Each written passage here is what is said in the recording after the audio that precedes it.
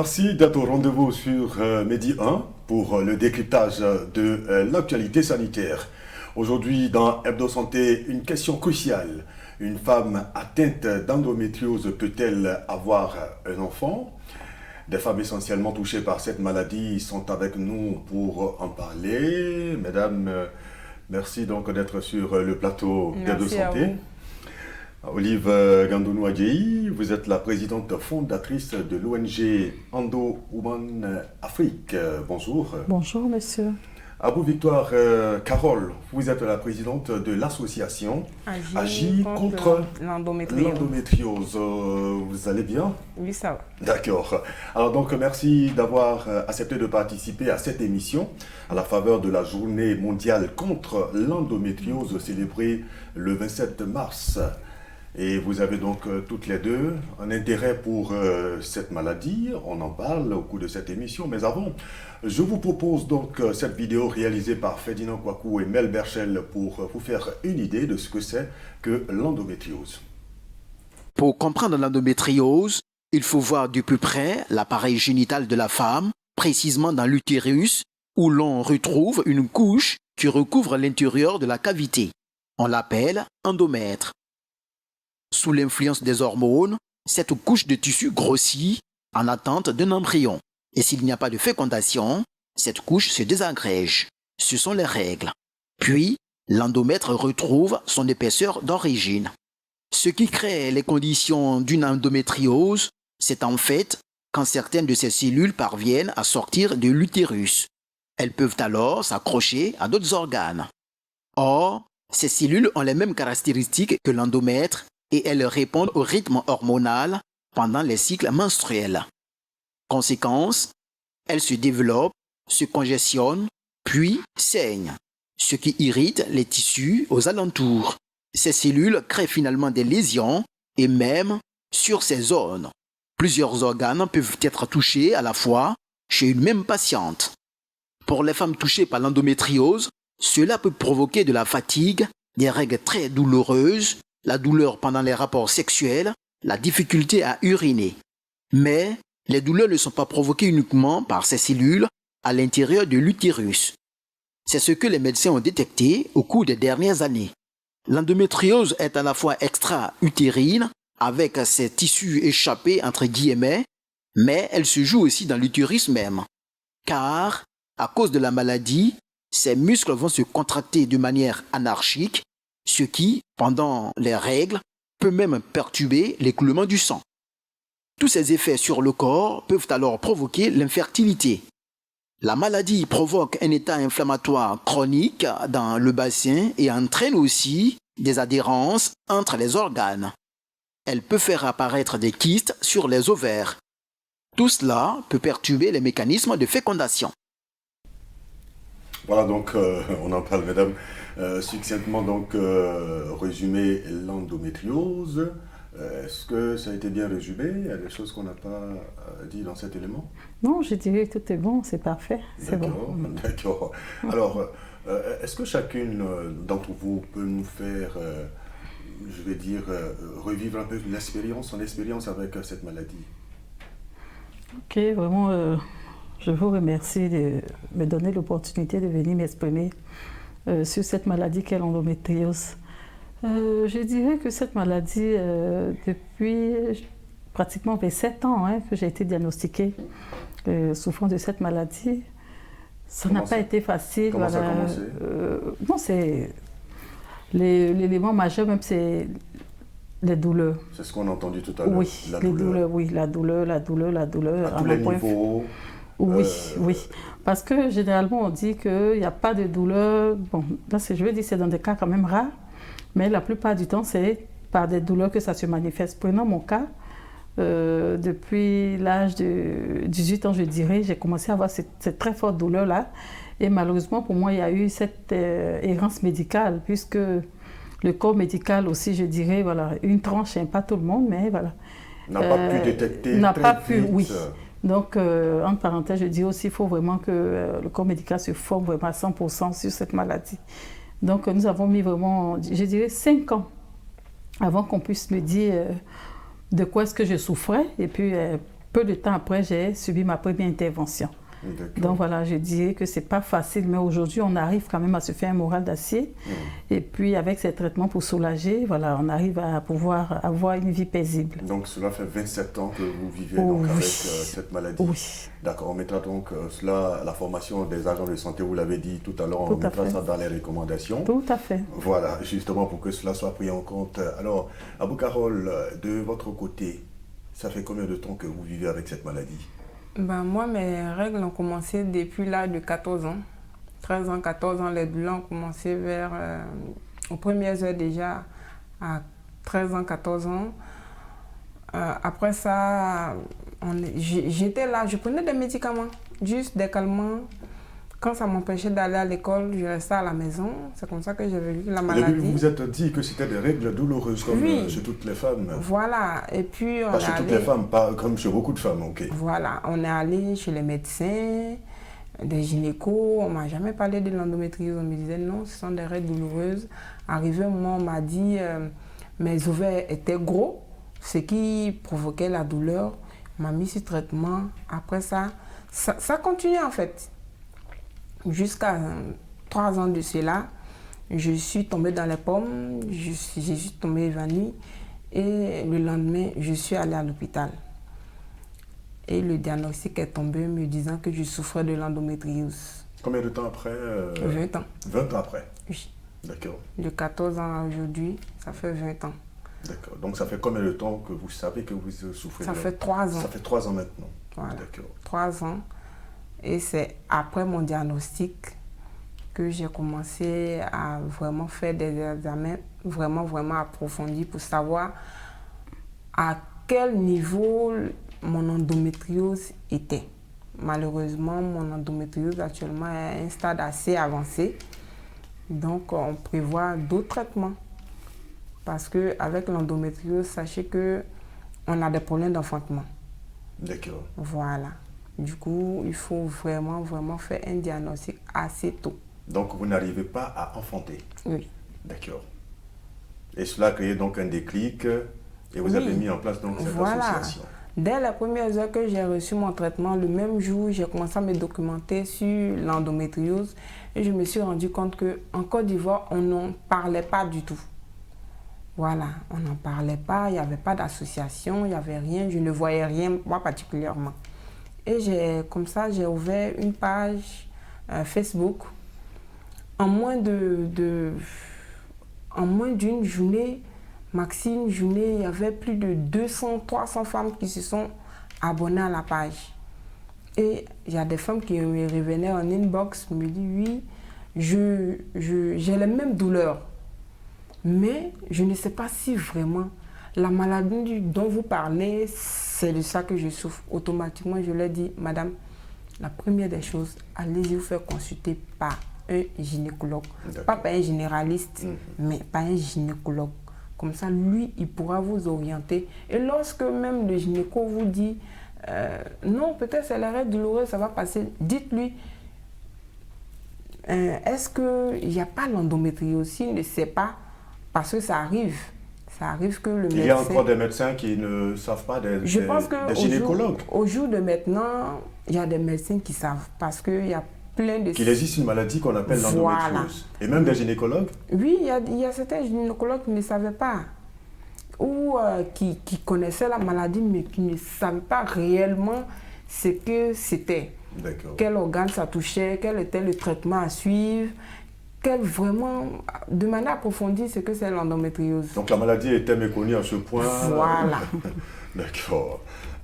Alors, Carole Abou a lâché donc le mot. Notre préoccupation ici, c'est de savoir si une femme qui souffre d'endométriose peut tomber enceinte, peut faire un enfant. Malheureusement, dans son cas, elle n'a jamais pu contracter une grossesse, c'est cela? Non, moi, au bout, à 14 ans, 16 ans, moi, j'ai eu mon premier fils. Ah, vous avez eu votre premier fils, d'accord. Voilà, j'ai eu mon premier enfant. Et depuis lors... Plus rien? Plus rien. D'accord. C'est le désert total. D'accord. Donc, c'est à la suite de tout ça que j'ai voulu vraiment créer l'association afin de militer, sensibiliser sur nos jeunes sœurs. Parce que l'endométriose, certes, actuellement, c'est un peu ralenti, mais on peut suivre un traitement où on peut avoir des enfants, faire un accouchement normal. Pas besoin de césarienne et tout. Voilà, avec un bon traitement, un bon suivi médical, on peut faire un enfant. D'accord, en tout cas c'est de l'espoir. Madame Adjaye, chez vous, est-ce que ça a été votre cas, vous? Est-ce que vous avez eu des difficultés à avoir des enfants, non? Oh, je dirais oui et non en même temps, parce que à l'époque, là, lorsque j'ai été diagnostiquée malade de l'endométriose, il faut dire que c'était quand même la jeunesse aussi, et il n'était pas question de vie de couple. Donc du coup, ce n'était pas une préoccupation, puisque ne connaissant même pas la maladie, c'est-à-dire je n'avais jamais entendu parler de cette maladie, il a fallu qu'on me dise « Mademoiselle, vous souffrez de cette maladie » pour que je sache qu'il y a l'endométriose qui existe. Donc c'est après avoir fait les recherches, tout, et puis bon. Quelques années après, je suis tombée enceinte parce que le médecin m'a dit « Ah vraiment, mademoiselle, il va falloir faire aussi vos enfants, tout et tout », mais je ne savais pas que c'était aussi grave. Mais Dieu merci, après, voilà, j'ai pu avoir ma première maternité. Là, on était encore étudiante, et puis des années après, vraiment, j'ai eu du mal quand même à concevoir, et il est arrivé un moment où on a dû faire certains traitements. Et puis aussi, il faut aussi souligner, ces femmes souffrant d'endométriose sont malheureusement victimes aussi de fausses couches. Cela arrive régulièrement, c'est-à-dire on peut avoir cette chance-là de tomber enceinte, mais en même temps aussi, l'endométriose aussi crée, je veux dire, des petits bobos au point de pouvoir aussi il y a une perturbation du mécanisme. Tout à fait, il y a une perturbation, voilà, du mécanisme. Donc, on peut aussi faire ces fausses couches. Donc, vraiment, malheureusement aussi, je suis passée par là une fois, et Dieu merci, après, j'ai pu voilà, concevoir un deuxième enfant. Donc, voilà, ça va. Mais je dirais, ça dit, nous, dans notre cas, nous deux sur le plateau, Dieu merci, on a pu avoir d'enfants, mais 30 à 40% de ces femmes en souffrant, souvent, elles n'ont pas d'enfants. J'en connais plusieurs, malheureusement, qui n'ont pas pu avoir d'enfants. Et puis, voilà, le pire aussi arrive, puisque la maladie étant avancée, on n'est pas, à un moment après des traitements, on est obligé de procéder à l'ablation de l'utérus. Là, ça veut dire carrément on enlève l'utérus, et ces femmes-là, malheureusement, ne peuvent pas enfanter. Donc, Abou Carole l'a dit à l'instant, on peut faire un traitement et enfanter. Donc, dans certains cas, chez certaines femmes, malgré le traitement, les chances sont quasi nulles. Oui, puisque avec l'endométriose aussi, il y a plusieurs stades en fait. Voilà, n'étant pas médecin, on ne va pas pouvoir donner toutes ces phases-là, mais il y a plusieurs phases. Voilà, stade 1, stade 2, stade 3. Donc, quand on arrive à un certain niveau, comme elle a si bien dit tout à l'heure, c'est mieux d'aller très tôt se faire consulter chez le médecin. Parce qu'aujourd'hui, malheureusement... Le diagnostic précoce. Oui, le diagnostic précoce. Parce que, malheureusement, ces femmes-là, je dirais, ces jeunes filles, elles se disent, bon, c'est des règles douloureuses, ça va passer. Comme moi, ça a été mon cas à l'époque. On s'est dit, c'est des règles douloureuses. Quand tu vas avoir un enfant, quand tu tomberas enceinte, les douleurs vont partir. Pour dire que les règles douloureuses, voilà, c'est normal. Mais quand ça devient handicapant, invalidant, il y a problème. Donc, il est question d'aller aussitôt voir le médecin. Et puis... aussitôt qu'on commence aussi les traitements, aussitôt on peut tomber enceinte. Maintenant, si c'est avancé par exemple là, ce type de traitement aussi qu'on fait, soit ça dépend, soit la ménopause artificielle, pour un moment, pour voilà, un temps soit peu ralentir un peu la maladie. Parce que quand il y a aussi assez de lésions, il y a ces différentes interventions chirurgicales qui se font. Maintenant, quand la femme a ce désir d'enfanter, il y a aussi un traitement adéquat pour qu'elle puisse tomber enceinte en lui prescrivant soit des hormones, ces différents produits, ces progestérone, tout et tout. On lui prescrit ces produits-là pour qu'elle puisse aussi enfanter. Sinon, voilà, les chances ne sont pas quasi inexistantes. Il y a quand même voilà, des chances de pouvoir enfanter. Il y a de l'espoir, en fait. Il y a de l'espoir, oui. D'accord, il y a de l'espoir. Alors, est-ce que les femmes savent que cette maladie-là peut jouer sur leur santé reproductive, peut les empêcher donc d'avoir des enfants? Est-ce qu'elles le savent? De plus en plus, on parle de l'endométriose, et lorsqu'on parle maintenant de l'endométriose, on assimile automatiquement l'endométriose à la stérilité ou à l'incapacité d'enfanter. Voilà, donc du coup, toute femme veut faire un enfant, veut procréer. Donc, lorsque vous dites à une femme, si tu souffres d'endométriose, tu ne pourras pas enfanter, automatiquement, elle se presse. Elle se presse parce qu'elle sait que si elle souffre de l'endométriose, elle ne pourra pas enfanter, ça sera compliqué pour elle. Donc, automatiquement, elles vont se faire traiter. Mais par contre, il y a des femmes qui ne savent pas. Il y a des femmes, elles ne connaissent même pas d'abord ce que c'est l'endométriose, encore moins que ça peut causer une infertilité.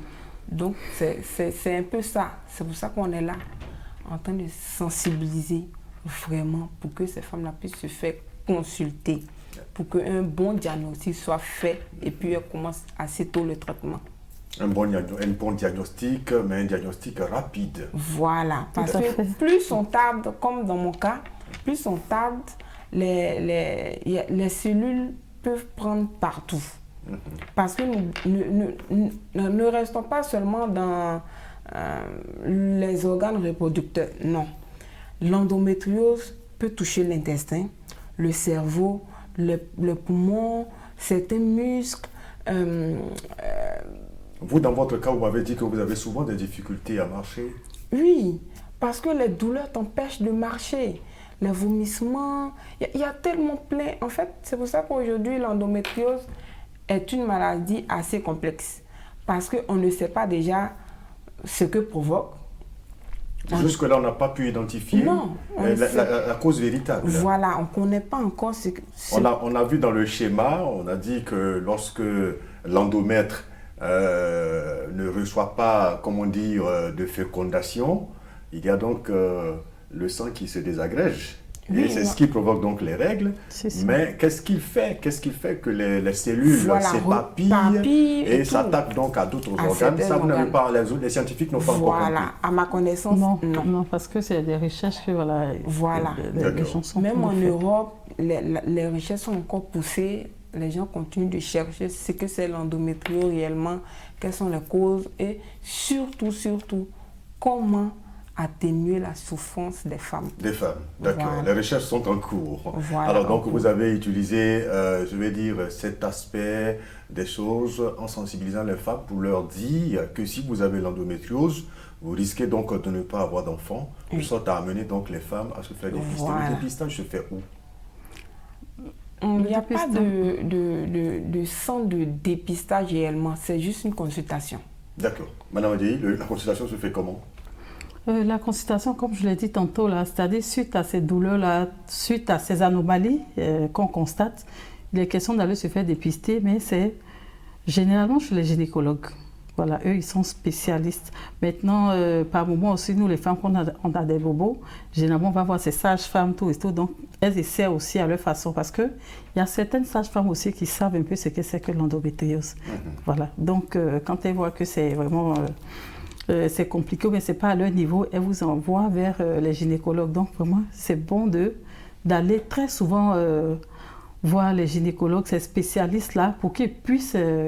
dans un premier temps, vous demander de faire l'écho, comme c'est ce qu'on voit de façon générale. On vous demande d'aller faire l'échographie pelvienne et puis après, il y a d'autres examens qu'on vous demande de faire pour pouvoir savoir de quoi est-ce qu'on souffre réellement. D'accord, certainement qu'on fera une émission sur le dépistage. Tout à fait. Comment donc reconnaître dès les premiers signes donc une endométriose. On fera donc certainement une émission là-dessus. Mais déjà, on retient qu'une femme atteinte donc d'endométriose peut enfanter, dans la plupart des cas. Oui, c'est ça? Oui, dans la plupart des cas, comme je l'ai dit, il y a de 30 à 40% voilà, qui n'arrivent pas, mais quand même dans la plupart des cas. Parce qu'il faut dire que l'endométriose aussi, c'est traité aussi au cas par cas. En fonction de la patiente en face du médecin, il y a son traitement qui est vraiment adapté. Voilà. Le plus important, comme vous l'avez dit, lorsque la femme remarque des douleurs, elle doit aller se faire consulter et puis se faire suivre donc pour sûrement, certainement donc avoir des enfants. Alors, Carole Abou, vous dans votre cas, vous avez eu un enfant, mais comme vous l'avez dit, depuis plus rien. Est-ce que des traitements sont en cours pour que vous puissiez retrouver la joie d'être mère? Actuellement, non. Actuellement, non. Mais lorsque on m'a diagnostiqué, j'ai suivi certains traitements, des traitements de 6 mois, des traitements de 3 mois, un traitement même de 9 mois. C'était des hormones Aujourd'hui, ma gynéco me demande de faire un enfant. Et comme je ne suis pas prête, parce que c'est aussi ça, je ne suis pas prête à faire un enfant, donc je patiente un peu. D'accord. Sinon, mon cas est assez, je ne vais pas dire critique, mais assez important. Voilà. Mais votre gynécologue vous rassure que vous pouvez faire un enfant. Oui. Il y a du moment où elle vous dit vous pouvez faire un enfant. Voilà. Donc il y a donc de l'espoir Voilà. pour toutes les femmes.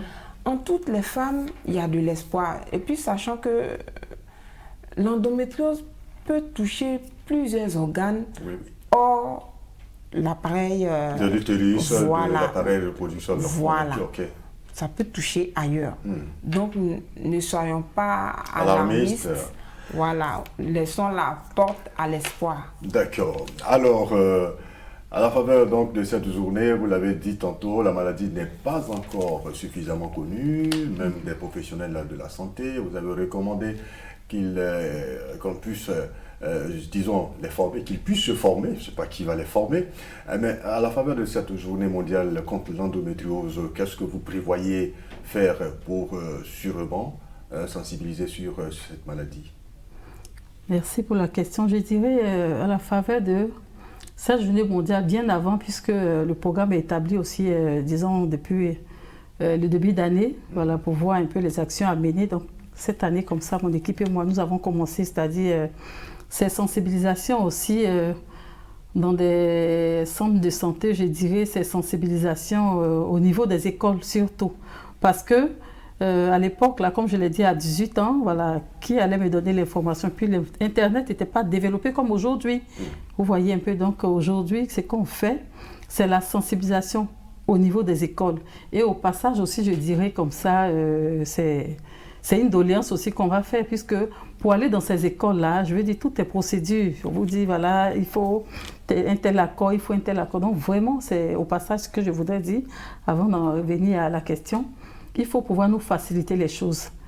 La plupart de ces tournées, je veux dire, ces centres-là, ces écoles que j'ai parcourues déjà, c'est des écoles privées.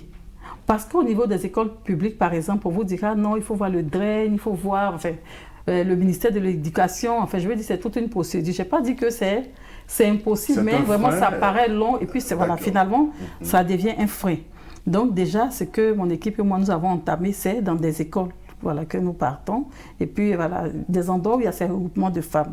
Aussi, comme je suis conférencière formatrice, donc généralement aussi à mes conférences aussi, j'ouvre toujours une brèche, c'est-à-dire une parenthèse, sur l'endométriose. J'en parle, voilà, pour donner ces messages. Donc, cette année, à l'occasion de la journée mondiale, qui est le 27 là, déjà au niveau de Yamoussoukro, ce que j'ai initié cette année, j'ai fait des séances de sensibilisation. À la date du 22, par exemple, le 22 mars, là, il y aura une sensibilisation pour parler à la population, disons, féminine. C'est vrai que les hommes sont à côté des femmes, mais s'adressant aux femmes, là, leur dit, quand vous avez un petit bobo, il faut aller à l'hôpital, il faut aller se faire diagnostiquer. Aussi, cette année-là, il y a la SOGOSI aussi qui existe là, c'est... Oh là, je suis en train d'oublier, voilà, ok, désolé, c'est la Société gynécologique, histoire obstétrique de Côte d'Ivoire. Ouais. Donc aussi en partenariat avec aussi un laboratoire, oh là, bon, désolé. Voilà, donc un laboratoire partenaire, et puis aussi au niveau de Yamoussoukro, les médecins là-bas, le point focal de Yamoussoukro par exemple, là, a bien voulu nous associer aussi à cela, donc avec la SOG aussi, le laboratoire partenaire, et puis l'ONG aussi Endo Women Afrique, là, on compte aussi organiser le 22 cette journée de sensibilisation à Yamoussoukro. Voilà, je peux dire l'endroit? Allez-y. Ok. Oui. Voilà, non loin de la grande mosquée de Yamoussoukro. Voilà, la grande mosquée de Yamoussoukro. Donc, c'est ce qu'on voudrait faire. Maintenant, au niveau de la SOG aussi, ça, c'est le 24. C'est-à-dire, il y a différentes villes qui ont été sélectionnées. On ne pourra peut-être pas les citer ici, mais après, voilà. Pour les séances de dépistage. Oui, pour les séances de dépistage. Et puis, à travers nos différentes pages aussi, on essaie de relayer pour amener ces femmes-là à aller se faire diagnostiquer. Et puis, au-delà de ça, c'est vrai, on ne va pas se limiter seulement qu'aux journées mondiales. Il y a aussi d'autres choses à faire. Donc, du coup, c'est des plaidoyers ce que nous faisons au niveau de ces ministères dédiés aux femmes. Je dirais le ministère de la solidarité, ce ministère aussi de la santé, ce ministère de l'enfant, la famille, voilà. Ces différents ministères, même au niveau de ces hémicycles-là, qui parlent d'assemblée aussi, il y a quand même, on a dit, il y a un certain taux de femmes aussi, là-bas un certain pourcentage de femmes. Donc, il faut aussi voter ces lois et puis aider ces femmes souffrant d'endométriose aussi à avoir une vie normale, une vie épanouie aussi en termes de prise en charge. Donc, voici un peu ce que nous comptons faire, marquer aussi cette date-là par ces plaidoyers aussi. Absolument. Alors, association Agir contre l'endométriose, rapidement, qu'est-ce que vous prévoyez? Nous, pour l'association, on prévoit une campagne de sensibilisation et on veut aussi mettre l'accent sur l'alimentation. Parce que nous, en tant que femmes, on se partage certaines astuces pour pouvoir remédier à la maladie. Parce qu'il y a certains aliments, comme peut-être je mange, qui accentuent la douleur ou calment la douleur. Donc on a mis en place un atelier. On va parler de endométriose et santé. Et ensuite, endométriose et alimentation. Et on a une autre journée aussi, endométriose et sport. Parce que faire du sport aussi, ça peut aider la femme qui souffre de l'endométriose. Et dans tout ce programme-là, c'est toujours la sensibilisation des femmes. Comme elle a dit, on veut aller dans les écoles. Mais lorsque tu vas dans les écoles, il y a plein de procédures. J'espère que c'est... Avec les plaidoyers, vous allez pouvoir briser donc toutes ces barrières et mieux sensibiliser depuis la jeune fille jusqu'à toutes les femmes. En tout cas, merci à vous, Madame Abou Victoire Carole. Je rappelle que vous êtes la présidente de l'association Agir contre l'endométriose. Merci d'avoir été là. Merci également à vous, Madame Olive Gandonou Adjei. Vous êtes la présidente fondatrice de l'ONG Endowoman Afrique. Merci en tout cas pour toutes ces informations et beaucoup de courage dans cette lutte. Et on espère que la lutte contre l'endométriose va véritablement prendre pour le bonheur de toutes les femmes. Merci à toute l'équipe de réalisation, Stéphane Chaptet et Fares Zakora. Merci également à vous pour l'intérêt que vous portez à Aide Santé. Je vous retrouve la semaine prochaine pour un autre numéro, toujours sur Média.